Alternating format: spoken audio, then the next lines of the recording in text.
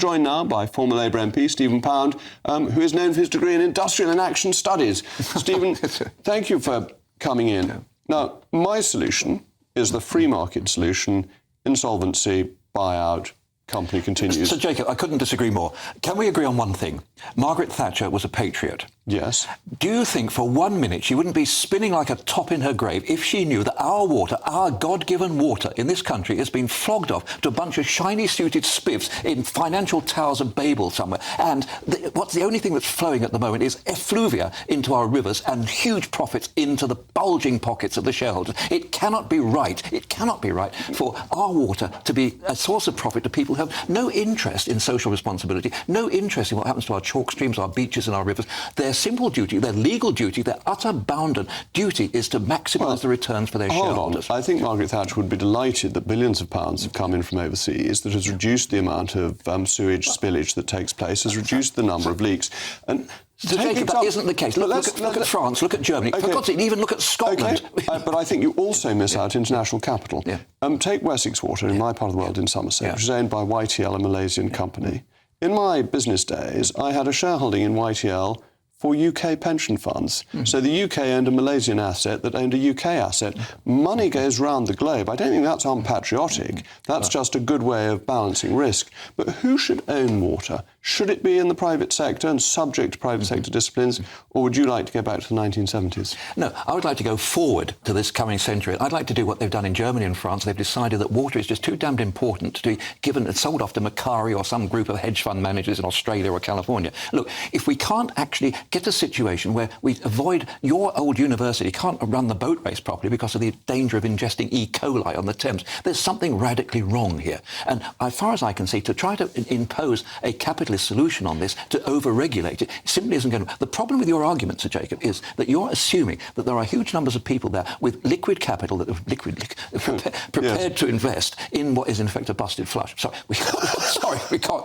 You're getting worse and worse. I didn't mean that. Invest in this because, in all honesty, you know and I know that there's going to be a turning the screw on regulation. Inevitably, there'll be more regulation. It will become less attractive. And Adam Smith said 200 years ago, if you remember, monopolies do not serve the customer, and they do not serve the consumer. That's right, and that's why regulation is fair, because you can't have competition between water companies because of the cost of the infrastructure. The real cost is not providing the water, but is building the infrastructure.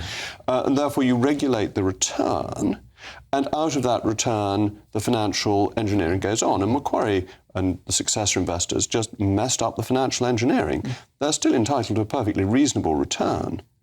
I'm sorry, at the moment they've taken a gamble, they've taken a risk, and that's what it is. They've taken a risk and that risk has blown up in their face. And I agree with that, and therefore they should pay the cost of that. Can we perhaps agree on the one thing, that you and I, as shareholders in UK PLC, should not be having to pay? I absolutely agree with that. And Thames Water customers shouldn't have to pay either. Absolutely so. And they're talking about, Thames Water are talking about a 40% increase. Which is monstrous. And look, they cannot get the supply sorted out. We've still got Victorian pipes. We've got more to thank Bazalgette for than Thames Water. We have indeed. We're in a ridiculous situation. They're about to do their major sewer. That's nearing completion, which will be the biggest sewer built since the days of Bazalgette. Well, that's the one thing. I mean, the Thames Tideway Tunnel, which is, is brilliant. I'm all in favour of it. But that is a tiny, tiny proportion of the problem that we have, the overflow, the outflow into the Thames. Look at the Hampshire chalk streams. Look at down your part of the world. Look what's the effluvia. The place is reeking with a mephitic fug of filth that's actually clouding these lovely, sweet rivers. It's outrageous. But that's not... I'm with Fergal Sharkey. But that actually predates privatisation. That's a decision made in the middle of the 19th century to have a single sewer for foul water and for rainwater. And we've had a lot of rain over the last year. Yeah, but Germany and France, and as I said, and I find it impossible to say this without a smirk, even Scotland, who've decided to actually keep it in public ownership, do not have that problem. You do not get this issue in Germany. You do not get the issue in Scotland. I mean, amazingly, it's one of the few things that works. Well, Scotland we'll be coming on to later. Yeah. But you prefer a nationalisation answer rather than... I prefer public ownership. So where does the capital come from? God gives us the water. The water belongs to us. It belongs to the people. It should not belong to the vampire squid venture capitalists. The water may belong to God, but the pipes don't. do they? Some would say everything does, but... Well, we all do. But the pipes are not God-given. They're invested. People have to spend money putting them in. They weren't Thames Water given either. Most of them were there before Thames Water took over. And what Thames Water are doing now is make and mend. They're patching the system. Except for the Thames Tideway, they've not actually replaced the... But the Thames Tideway is a pretty big project. It's many billions of pounds. But that's one. But compared... It's one enormous system. Well, it's about 14% of the money that they've actually put in the pockets of the shareholders. And that's why they deserve to go bankrupt. 86% of that money should have been spent on the infrastructure. And isn't it interesting? I mean, this is pure coincidence, but the bonds apparently trading at 15p in the pound, which represents what they've actually invested, rather than the 86% which they've taken off to the shareholders. You can't really buck the market, ultimately. Well, you're becoming conservative after all.